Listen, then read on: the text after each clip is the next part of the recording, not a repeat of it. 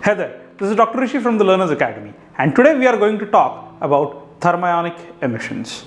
So, where and how do thermionic emissions happen? We all know that atoms consist of protons, neutrons, and electrons.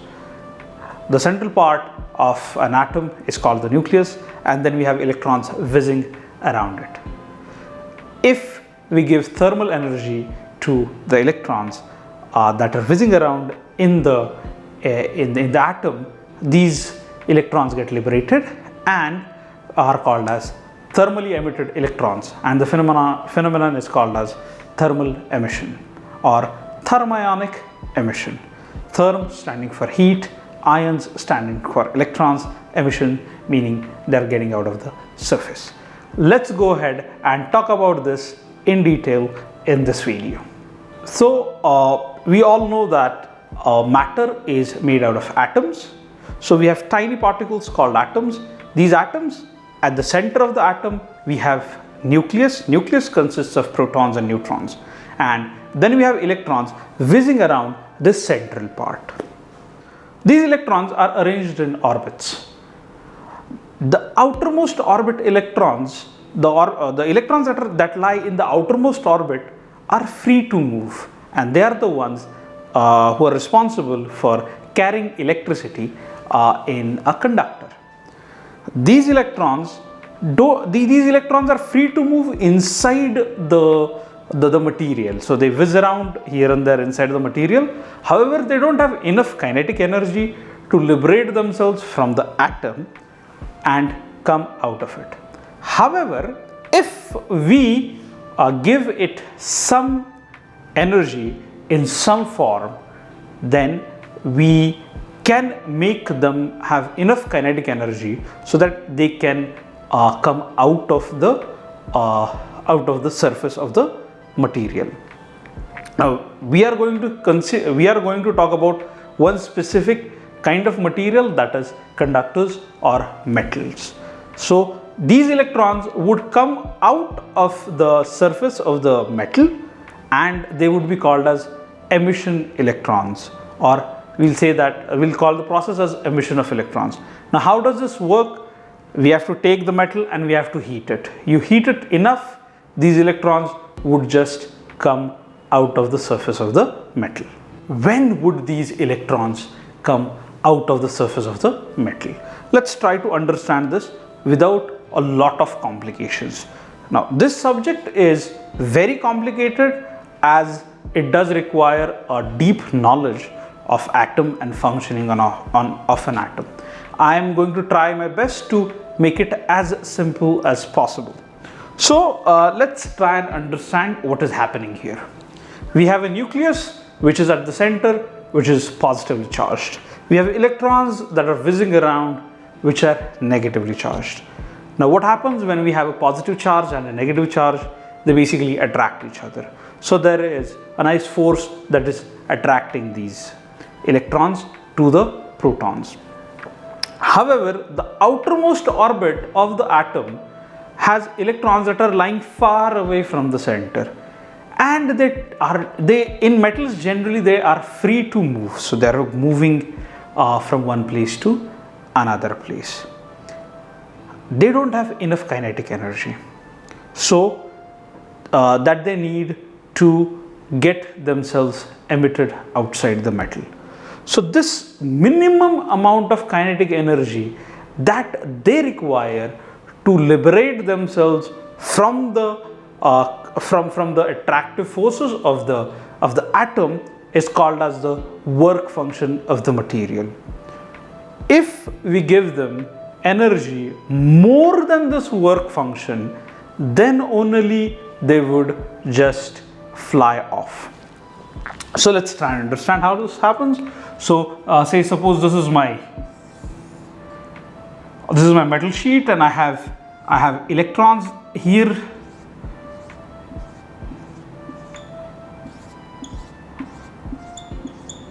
Now if I excite these electrons in such a way that they get enough kinetic energy, then what is going to happen? So as I have discussed prior to this, they need they need minimum energy. There is a certain minimum energy that they would need, and that would liberate them out. So we call this as energy. This has work function. Work function is generally denoted by a Greek letter phi. Now, what happens when we give them enough energy that is equal to this work function? The electron would get emitted out. However, once it is outside the surface, it would not have enough energy to do anything. That is, it would not fly off if we give it this much of energy. So we need to give it some energy that is larger than this work function. So if, suppose I have a small energy E1 which is given to it, yes, then what would happen in this case? In this case, this extra energy would be converted into kinetic energy and the electron would just fly off. So eventually what I need to do is I need to give it this energy E, which would be work function plus some amount E1.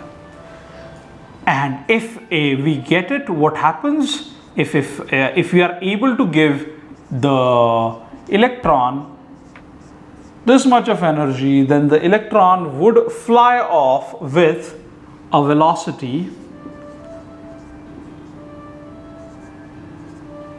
half MeVe square.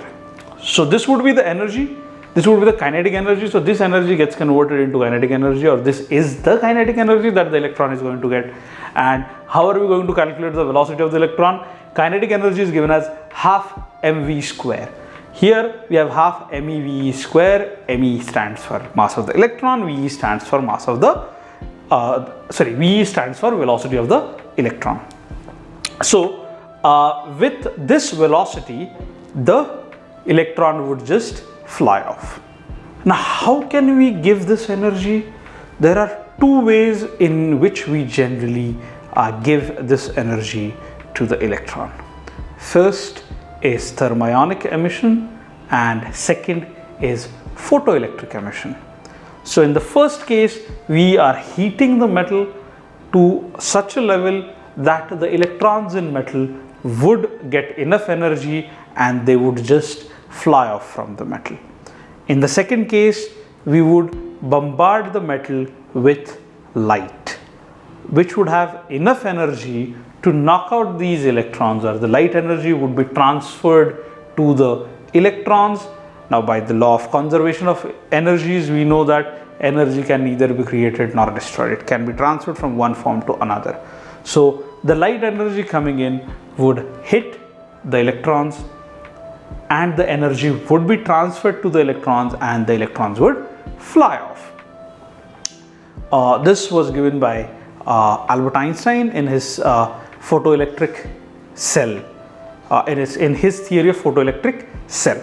So now let's see what happens after this. Thermionic emission is used in a cathode ray tube. Now, what are cathode ray tubes? These are the televisions that we used to use before we got all these flat screen televisions. Majority of you would remember those big box type televisions which would be there. They would require a lot of space, yeah, a black and white color, both the cases. Yes, so these were the primitive televisions that we had. They were in fashion like 10-20 years back. Currently, majority of the times we get flat televisions. I don't think we even manufacture those kind of televisions anymore. However, you might have seen them in movies. The younger crowd, the older generation has seen what they are and how they look. They use three phenomena. First is thermionic emission, second is deflection of electrons because of electricity, and third is fluorescence. Now let us understand how this whole thing works. Okay, so let us see how this thermionic emission works in a hot cathode ray tube. We basically have a coil of a material like this, and it is going to, so we are going to heat it up, and it would start emitting electrons. Now we would have plates up here which would be positively and negatively charged.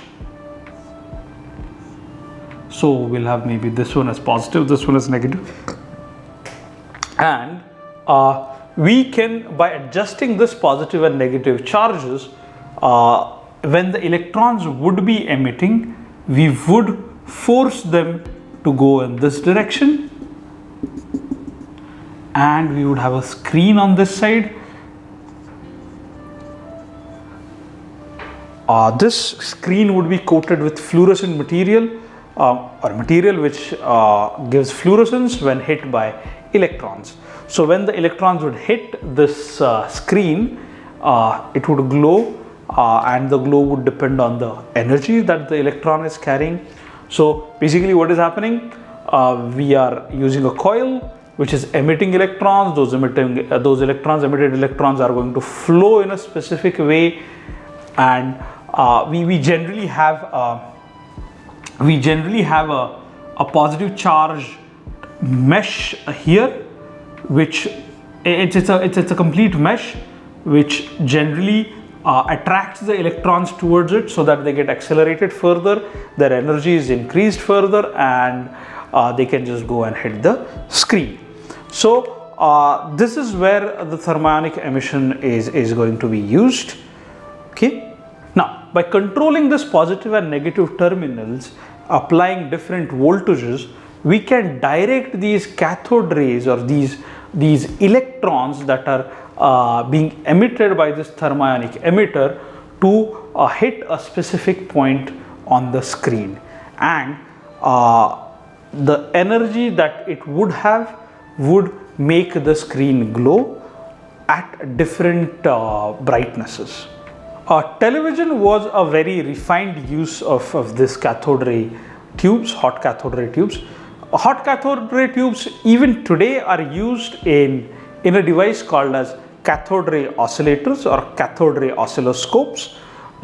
They are used to find out the waveform of a potential.